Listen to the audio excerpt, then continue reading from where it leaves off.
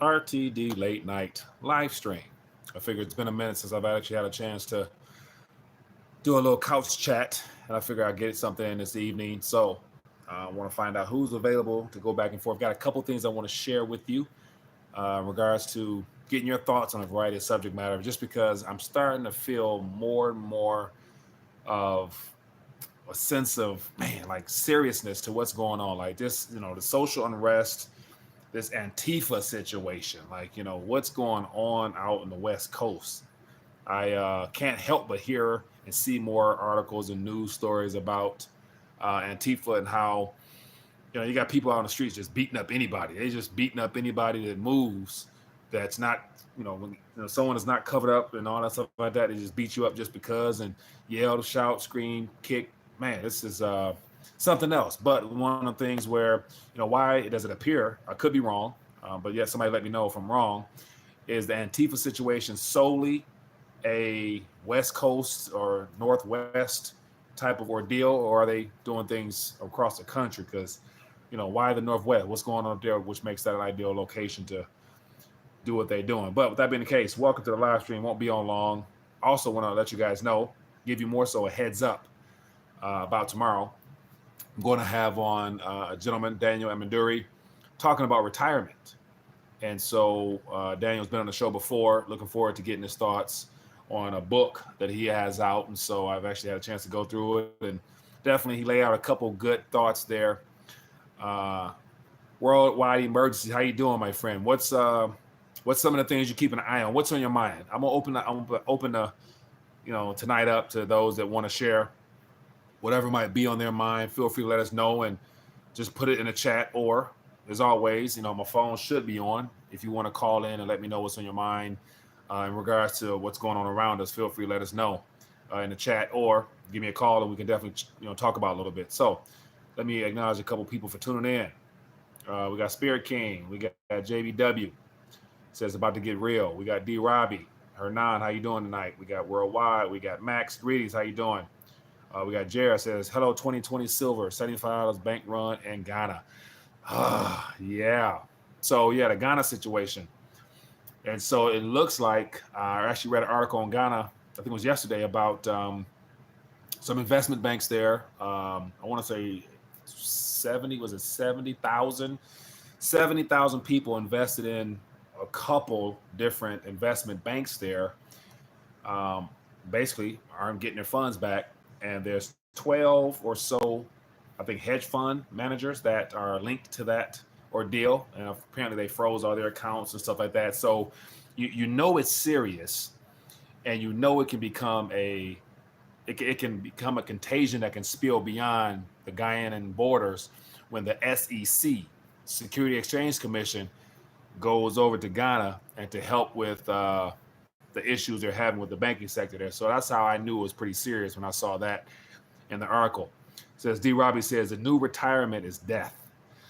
Yeah, and I mean, for those that's been around for a while, I've been talking about the retirement concept in general, and how a big part of my thought process is that the whole concept of retirement is relatively a newer term. It's only 100 years plus, and it's really been ramped up as the financial institutions and the banking sector has basically spun out countless financial instruments or products that they label as investments in order to keep that same capital within the system.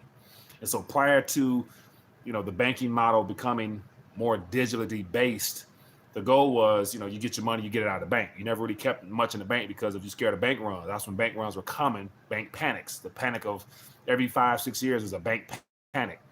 After the Federal Reserve was put in place as a part of the reason why everybody became more comfortable with parking their currency in banks and in buying financial products a little bit more often. Therefore, the whole retirement concept became very prevalent because, once again, retirement was introduced to the public as a pension. The goal was you work for a company 40 years, we'll take care of you for the rest of your life. Once the whole great deal and the new deal rather came into play, banking sector crashed. They started revamping some things. Then we had Lyndon B. Johnson Great Society program, more government expenditures. they realized that companies can't take care of people for the rest of their lives. So 1974, let's spin it off into the public, and the whole concept of 401k was a mistake. If you look up the history of a 401k, is a mistake. The person who created it for the purpose of introducing it for within their own company, but yet apparently, when they looked at how it was framed, it didn't look legal right away to be used that way for what he wanted to use it for. So it ended up being helpful to allow his employees to get involved.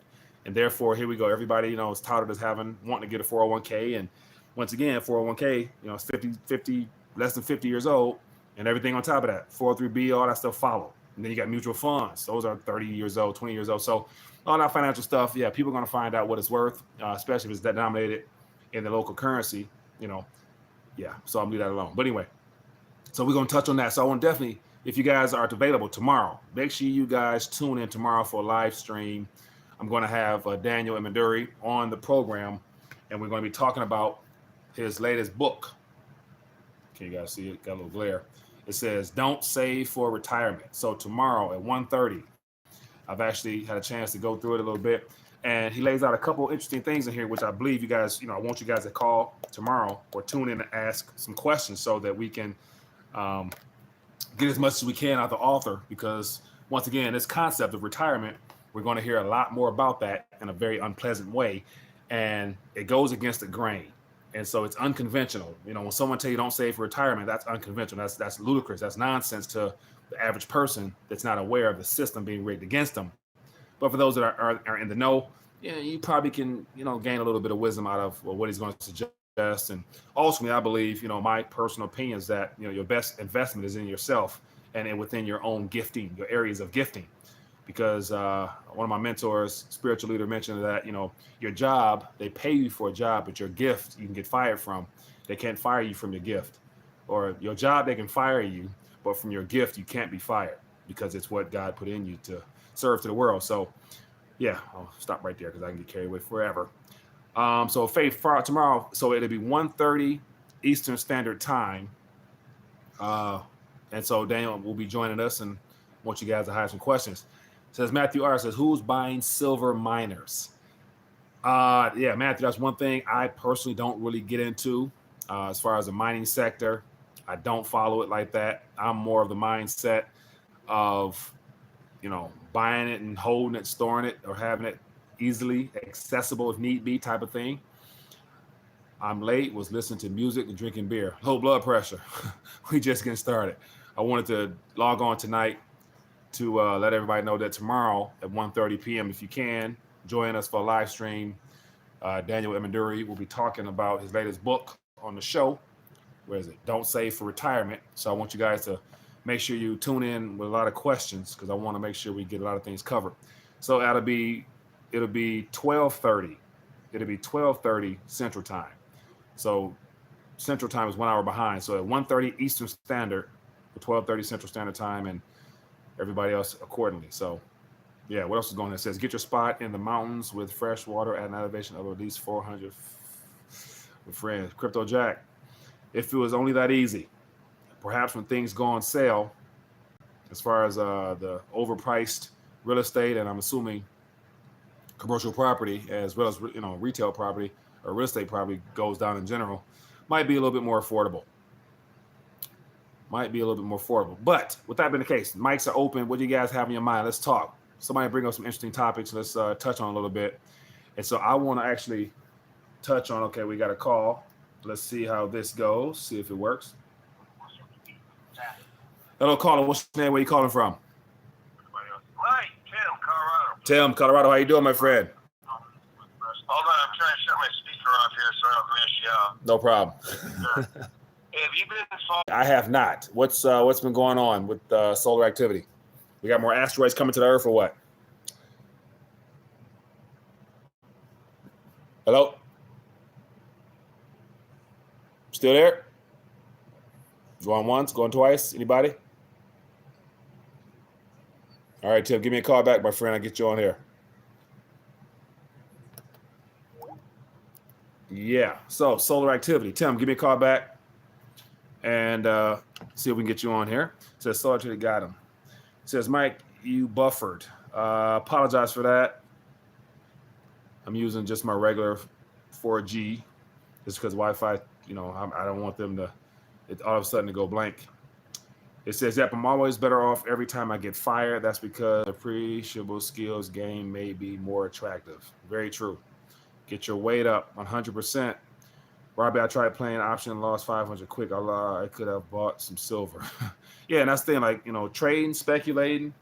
It also can be conceived as gambling if you don't know what you're doing. And of course, at this current moment, because there's so much uncertainty, apart from what I believe is going to be the obvious, that markets will definitely need to correct because everything is overpriced, extremely overpriced, overvalued. So, this debt binge that we've been experiencing for the last several decades, it appears to be about to come to an end or be ramped up significantly to keep this thing propped up, and then all hell will break loose. All hell will break loose. So it looks like I'm missing some calls. Tim, give me a call back again, and I shouldn't miss you because I got my computer right in my hand. He says, cheap. What do you say about something about New York? My $100 bar of silver came in today. $100 bar, Excalibur, getting heavy on them. Incoming meteor. Yeah, so Peter, I saw that. I saw somebody posted something like that. But I did not really look into it. I never tend to look into the meteor stuff. It's just because there's always something flying or crashing to the earth, man. And eventually it might be the big one day. But in the meantime, I'm not going to stop living and over a meteor, because if it does happen, oh well. Hello, Carl. Where are you calling from? Mike, Tim, calling back. That's problems on my end. No problem, Tim. I don't have very good reception. The Hicks out here. You're good, my friend. What's on your mind tonight? You said something about solar. Yeah. Yeah, solar activity. We're losing the sunspots, and the solar activity is diminishing. Mm-hmm. And you can always fact check all this stuff. Yeah. But with that is we're going into a solar minimum. Mm-hmm. It's called like a munderminium or something. We're not warming up. We're actually cooling down. Yeah, that I don't doubt. And there seems to be, because of the celestial alignments of planets and things like that, and, I was never into any of that crap, but there's awakening. You've seen it, right? There is an awakening. Yes. I don't really relate it to the solar and that, I'm not familiar with it, Tim, so I'll be the last one to act like I know what I'm talking about, because I don't really spend much time focusing on it. But yet, I've heard about how when the stars align and the moon and all that stuff like that, people, and like just the saying of whenever it's a full moon out in the sky, you can expect some craziness that evening. And it just so happens that people act a fool when it's a full moon. So I don't really, know much or really placate into that much. So let's take away the cause, all right? Uh-huh. Just the cause. Because when did you start to awaken, Mike? How many years ago? I started to question things when I was very young and wake up to where I became proactive and wanting to share my thoughts or whatever, maybe a decade ago, give or take. But sorry about that. No, it's all good because it's better then than never, because there's millions of people who are still clueless as to what's going on or to how things are ran. But I first started questioning things in 1999 when The Matrix came out. And so when I saw The Matrix with Keanu Reeves and that red pill, blue pill, I'm like, it's just, when I walk away from that movie, I'm like, man, it got me thinking. I'm like, dog, this got to be The Matrix. I was young too, so I was questioning everything. But from that point on, I was open and attentive to things that just didn't seem like it lined up. So that was 20-some years ago, I think. So, yeah. But Matrix is what really did it. What an awakening, man. I mean, sorry that you've had to live with it as long as you have. Yeah. I've only been awake 5 years. Yeah. So the pain is less because I was just like, they said jump and I said how high. They said just pay me. But I wasn't killing anybody or anything. So. Yeah. But, man, the earlier you wake up, the harder it is because a longer period of time and you have to live through it. Yeah. Yeah, and then a lot of that has a lot to do with, your current thought process and how you view it. And if it's depending on your paradigm, your perspective, if it's the end of the world, then I can see how doom and gloom can just really, deflate your sale. But if it's one of the things where if you have a little bit of a spiritual approach and you look at it as like, everything's going to work out like it always has or always will, then you can find and see opportunities in it somehow, some way. So I'm trying to do the latter. Spreading the love, and that's what's great about you, Mike. Yeah, I appreciate it. Should I? I don't know. I had one more question. All right, you just keep spreading the love. All right. Appreciate you, my friend. Thanks. Have a good evening. Okay, Mike. You have a great night. Yeah. Yeah, man. Good stuff, Tim, as always. Appreciate you calling in. And so I saw a question here that I wanted to touch on. And so this is from LVM76U. It says, where will inflation first be observed? And so that's a great question because it's more so when you talk about inflation, we're referring to the increase in price or just the cost of certain things. And so depending on, what you're looking at, you can say, okay, the, real estate prices, the prices have spiked tremendously, not due to them creating better housing and all that stuff being that much greater now than it was 5, 10 years ago. So, but you can relate it to this current monetary environment we're in, where that is very inflationary because houses, and of course prices are coming down because they're correcting. But apart from that, first thing I hear about inflation, I think about all the asset bubbles. The stock market is heavily inflated. Everything that's overvalued, I would consider inflated. So those are things that are clear inflation targets.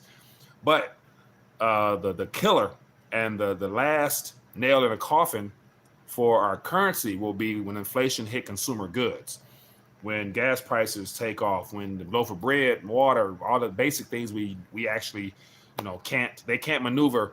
They can shift and drop stuff out of their basket of the PCE, the basket of goods and services they use to calculate inflation with, but they can't shake out the basket completely where they can't remove things that people actually use on a day-to-day basis.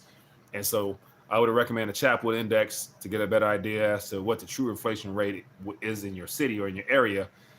And just to let you know, inflation is already present. It's just that last nail in the coffin, which will be consumer goods and services. When that hits the fan, and everything else is downhill from there.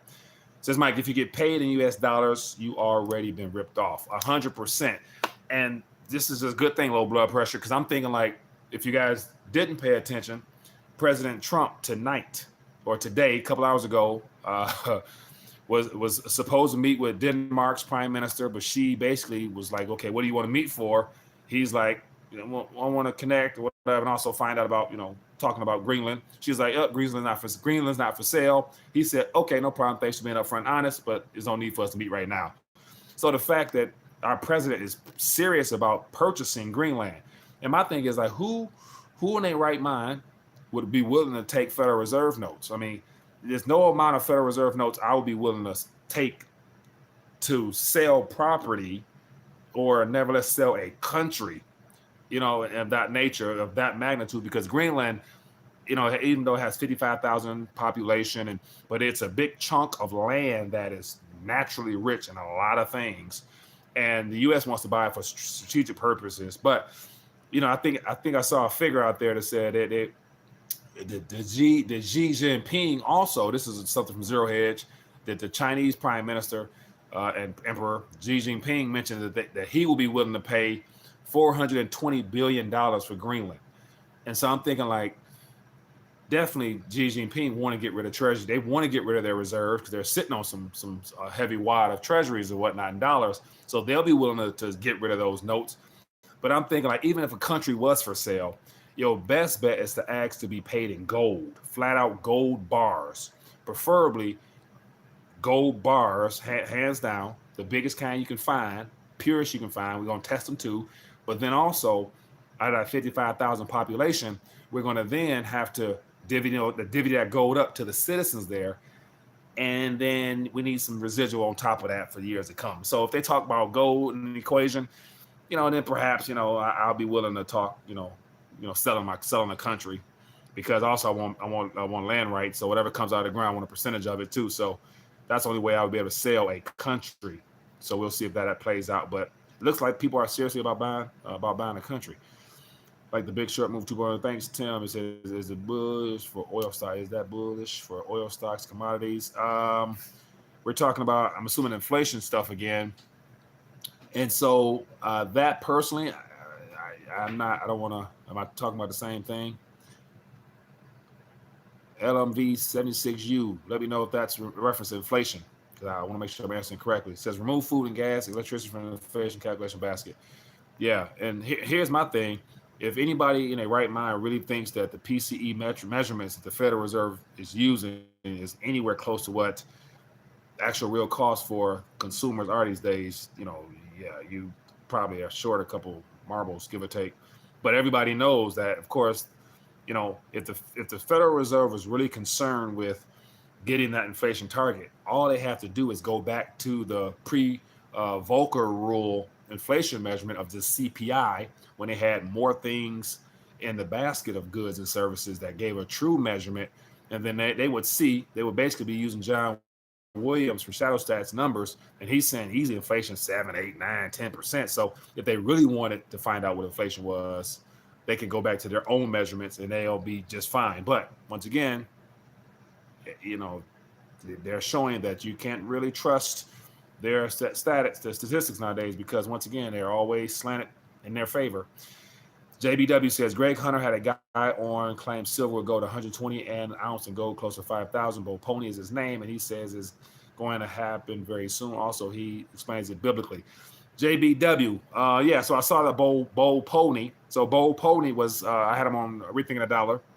Was it 2 years ago, I think? And he dropped a lot of knowledge. Definitely, I like his approach. I'm really, what bothers me with Bo Pony is the fact that he's utilizing the Bible, which is an accredited source from a spiritual standpoint, as well as historical documentation. But it's one of the things, he's putting time with things. He's saying that God's telling him this, that, of which God does use prophetic utterances to get his word out. God has always warned his people before calamity has struck. It's throughout the Bible. So I never question that. But to throw out price figures, to throw out time zones, to use the cycle charts for, say, 7, 7, 7, 7 is going to be 7 7s and 7s. I'm like, yeah, I don't know. But, it doesn't take a biblical prophecy to tell you that, the credit and debt system itself is not sustainable, because you need fools, you need people to take out debt constantly. If they're not taking out debt, then obviously it's going to come to an end. So that's my 2 cents on Bo Pony. But once again, you really don't want to see price of metal at that particular number, because if you get to that point, that means that everything around you is probably going up in price significantly, because the Federal Reserve has well exceeded probably their inflation targets, which spells trouble. So you may not really be able to enjoy the gains of those metals, especially if you have to use those same currencies to exchange back in the Federal Reserve notes or whatever to get bread and water and shoot and all that stuff like that. So, it sounds good in theory, but unless things are somewhat normal and stable, I'm not sure. Says Peter said maybe the U.S. could buy Israel. Yeah, I don't think that piece of land there, that land there is not for sale. That's God's chosen area. So I personally wouldn't mess with it. Mike, how much gold is in Detroit? How much gold is Detroit worth? How much gold is Detroit worth? I gotta ask Dan Gilbert. I don't know. Dan Gilbert owns Detroit, so I think Dan probably put in maybe 150 million into the city of downtown Detroit, and it's probably worth $1 billion right now. So Dan Gilbert's made his money, but the city of Detroit, yeah, we're not rich in natural resources. We ain't got much going on in the city of Detroit like that you're gonna get a great return on your investment. So I'm not sure about buying Detroit. And so, yes, it says 1917, the Balfour Declaration, the price was the Rothschilds promised to get USA into World War I, as it was only Germany versus Britain. France, 1917, and Germany was going to win and bankrupt the bankers. Yeah, that's not a good thing. 420 billion says, would you sell your house now for US dollars or hold on to your home, considering there is a downturn in the real estate market? Michael, great question. And so my personal thoughts and opinions in regards to that question there, in regards to real estate. So I've been really weighing that heavily, just because I see more and more houses around me popping up for sale. So everybody's realizing that it's probably time to get out while they can. But one thing I noticed is that last couple of weeks and months, the houses that are posted are going down. And so at this point, if the house is not paid off, then your best bet is to strategize on what your long-term plan is. And for me personally, I'm in Detroit now, but that's not, I don't plan on living in Detroit forever just because personally, city is great, great to raise a family, all good stuff like that. But in the end, I foresee myself wanting to venture out and, do something a little bit different once the kids are grown and gone. But with that being the case, sell your house.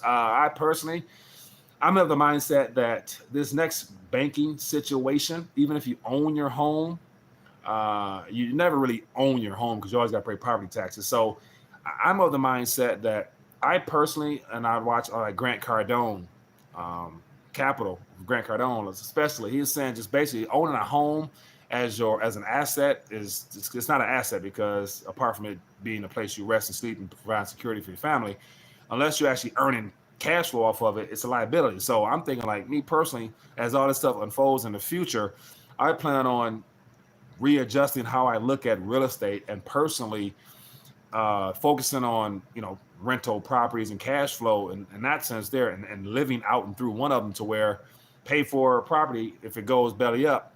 Hopefully I've got my money out of it and able to not take much of a loss. But I believe this next little hiccup, there's going to be so many foreclosures that unless you're getting out of the housing market now, taking your equity and putting it into something that's going to be stable, everyone's going to be on the losing side more than likely. So it's going to be about what can you afford when things start to pick up again, given that I don't think credit will be readily available the way that it, most people will think it will be. So there's going to be a lot of cheap real estate on the market. And at that point, buying in, getting another piece of property will be worth my while. So that's what I kind of have in mind. Give or take how things play out. But once again, you can't really play these things out. But I'm of the mindset I'm always going to have a roof over my head. Whether it's mine or not, doesn't matter. I just want to use the damn house. I don't really need it for much else other than just to sleep under and to protect my family. It says, Mike, where do you want to go? Back to Argentina or Chile? Low blood pressure, man. Both of them are great destinations. I would love to go to both. And, depending on how this situation unfolds next couple of months, I definitely will try to get back to both. And I wouldn't mind going down to Argentina in November for their little presidential, or October for their little presidential thingy down there, because it looks like Macri's going to lose. And if Macri loses, then oh well to Argentina, because they will definitely go down the pathway of Venezuela instantly. Like if Macri loses the presidential campaign this fall in Argentina, before 2020 hits, the peso will be 100 to 1. You heard it here first. And the 100-year bond will be pennies on a dollar. Like they're going to, the new guy is going to default. So no matter what, they're going to default. So no matter what, the peso or the dollar exchange ratio is going to be crazy distorted. And I can see Argentina getting into some type of humanitarian crisis situation. It's going to head towards the way of Venezuela. So having friends there and whatnot, and, they're wanting to leave themselves. So I kind of want to go there and see what that's like and record that and basically just get a firsthand look at how that unfolds. It says more than one house property taxes will kill you if you're not making it by renting it, homesteading, exemption for first home only. Mikey's back 70. Good information there, my friend. You need cash to buy a house after crash. Could be any cash offer for 3 years after the 2008 crash. Could be any cash offer for 3 years after that 2008 crash. Yeah. And so what's different about that is, will you be crying for Argentina, Mike? I'll be saddened because Argentina is one of the countries that, I have a piece of my heart there. You know what I'm saying? I have some good memories there. And, I went there, was it 3 years ago, I think it was. Yeah. Had a great time there as well. So how is the house prices in Argentina currency versus dollar? Dog, I don't know that. I want to say one thing is different when I was there last, because Argentina is known for having currency issues. They think about economics and personal finances a lot different than we do, because every 10 years they have a currency issue or bank default or something. So they experience these things often. So people, they very seldomly do they stay in their currency entirely. They'll buy property. So the housing market, because of that strategy, I'm imagining it's going to be property's a lot more expensive in regards to the average person. So a lot of people don't own directly they're renting. So because housing prices are really inflated, because people they know to buy things that will retain value, because the peso is a damn problem. And so outside of that, I would imagine housing prices are really, really expensive. But once again, if the currency depreciates heavily, it could be a buying opportunity there for those that are sitting and able to participate in that situation there. So, but yet I believe pretty soon, this next little housing situation in the U.S., because they're still building at a very alarming pace for there not to be as many buyers. They're saying that it's a buyer's market. It's a buyer's market because there's so many houses for sale. But once again, at the rate they're building in Detroit and around Detroit, especially, there's going to be more than enough properties going for pennies in the days ahead. It says, anyone need of a money changer? Gold 2,000 an ounce. Yeah, gold. I mean, that's the thing. Gold hit 2,000 ounce, but it's like, man, I personally am not really looking forward to it like that, because once again, I just, I don't mind these prices, man. Like, because especially here in the U.S., because we're going to be the last country before the prices blow and go off the hinges, as far as what they are in relation to the paper that's going to be printed. So when you got Europe almost at all-time highs, Australia's at all-time highs in gold prices, we got every country you name it damn near at all-time high in gold prices, and they're having issues. Once we hit that same avenue, they ain't no going back. You won't go back until I don't think they're going to even be able to manipulate and slam down the prices like they have been trying. Because I look at the gold prices, and they'll drop the prices down 30 cents, 40 cents in silver back up for the end of the closing day. You know what I'm saying? So, yeah. So once gold gets to 2,000, the question is, at that point, people won't really be able to afford an ounce. So people will have to get into smaller things. And I mean, that's why I'm excited. There's so many ways of getting your weight up now that you don't necessarily have to go heavy. You don't have to go big. You don't have to go big. What's your favorite crypto? Aaron Ali, what's my favorite crypto? I just keep it neutral. I like Bitcoin. Bitcoin and Litecoin, my favorite ones, and because they're part of the OG family. The original coins is from day one, kind of, sort of. But I'm also a fan of a lot of the older projects. You got the Namecoin, Peercoin, all those coins that are worth pennies, but they've been around forever. They've proven that they can withstand, and they actually have a community behind it. They're pennies on a dollar right now. I like those as well. And I like the idea of cryptocurrency, the privacy ones, because you will definitely need privacy coins in the days ahead. It will be a necessity. It says the richer get richer and poor get smarter, some of us. It says Ethereum came before Litecoin. Did it? I don't really think so. I think Ethereum came in 2017, 2016. It says, Mike, hey, Mike, what do you think about Jim Willie saying Trump may be doing a deal to sell farmland to China, in his words, selling it out to farmers? I didn't quite hear that one, but I wouldn't be surprised about anything I hear nowadays. I would take it with a grain of salt, look into it further, because at this current moment, what we're up against the end of the American empire. And everyone can kind of tell that, China and Russia, they're positioning for a spot at the table from now on. So I wouldn't be surprised at any type of backdoor deals. I know for sure China has extended us a lifeline several times. So has Russia, in regards to all the meddling we've been doing in their territory. I mean, we're automatically on their backyard fence bullying people. That's immediate cause for action. But, Putin, I don't, care for the guy, but he's always been a step ahead of all the political figures. So they're very patient. And so we are the ones that are desperate trying to keep this thing afloat, because once the bubbles burst and the truth is exposed, then, oh, well, who needs the Federal Reserve note and that stuff? So what I believe, as I mentioned last night, Trump and the Fed, they're playing devil's advocate. They're playing good guy, bad cop, but they're on the same page, and they're trying to bring this thing down for a crash landing. And the problem is, what's going to be next? How do you roll people into something new when all we know is the word dollar in reference to a Federal Reserve note? So how can you create a new currency or issue something different? At the same time, you have everyone's lives revolving around something that's 100+ years old, that has been devalued 97%. I don't know. So as far as Trump selling land in China, I wouldn't doubt if he cut some type of deal, because I know Chinese companies own a good portion of the farmland directly. And when Trump gives these bailouts to the farmers, he's basically giving them to the Chinese owners as well. So he's definitely taking care of those, that own that land, of which I wouldn't doubt already. The Chinese own a lot of that. And so China's buying a whole lot of silver. Yeah, no doubt. What do you think about Karatbar's products? Worldwide emergency. I'm a big fan of the Karatbar's products, and I was going to definitely mention that because I'm glad I like these new notes that just came in the mail. So they got the new edition of these notes. So I'm excited for next month to get my phone as well. But here we got 0.1 gram of gold infused in a note. You can't beat this. I mean, this is real tangible weight. When you get a stack of them, you can actually feel the metal.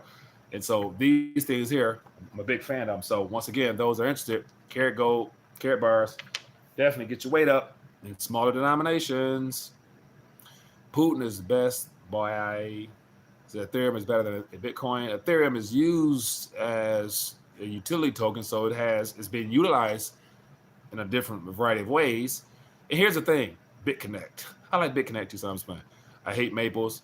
Yeah, I don't have a preference of silver. I just like the chemical composition. I like just the chemical composition itself. It says stack sats, Satoshis. If you buy silver with the queen, please melt them down. Don't go through all that. You good. It says Mike, you got any Hong Kong dollars? Low blood pressure. I don't have any Hong Kong dollars. And if you guys didn't have a chance to interview, I posted today with Kevin Smith, he mentioned about the parallel between the Hong Kong dollar and the US dollar, that being something that his company is looking into speculating against and betting against that. And he says it's a cheap bet, but if it goes through, it's going to be very profitable. So for those that do all the currency trade and stuff like that, you might want to watch that interview or reach out to Kevin and chop it up a little bit and get a better understanding of what they're talking about. But there's a lot of ways to gain more currency these days by trading and speculating and gambling.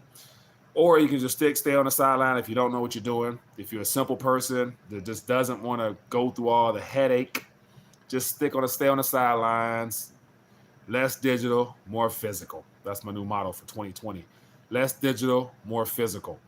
Metals will controlled by the derivatives, GLD and SLV. Sea-Dog, yeah, they're controlling the price now.